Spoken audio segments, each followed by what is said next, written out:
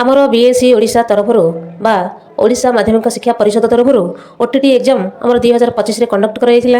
एथिरे अनेक छात्र छात्री माने ओटीटी एग्जाम देइथिले किंतु सेमानक मन रे डाउट अछि जे सेमानकर रिजल्ट केबे प्रकाश पाइबो एवं सेमाने ओटीटी रिजल्ट रे क्वालिफाई करिवे कि नाही। तेणु सेमानकर एई प्रकार जो द्वंद्व रहिछि से द्वंद्व को दूर करिवे एवं सेई विषय आमे आलोचना करिबा। तेणु आलोचना करिया पूर्व प्रथमे आपण मान जदि चैनल को नुआ छथि तबे चैनल को लाइक करबा सहित सब्सक्राइब करदेबे एवं निज निजर सांग माननकु ए सब शेयर करदेबे एई भली नुआ नुआ इन्फॉर्मेशन पाइबा पई। तेणु सर्वप्रथमे जदि आपण माने नोटिफिकेशन पाइबा चाहछन्ती तबे ए चैनल को लाइक करबा सहित सब्सक्राइब मध्य करदेबे।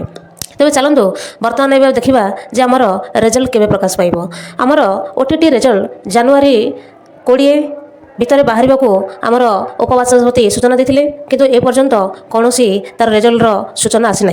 तेणु रिजल्ट बाहर नहीं कौन न्यू अपडेट ना। तेणु आमर सूचना आनुमानिक सूचना अनुसार कहुई आमर 10th क्लास पिलामानकर आमर बोर्ड एग्जाम हम आमर फेब्रुआरी 19 रु मार्च 2 तारिख पर्यंत।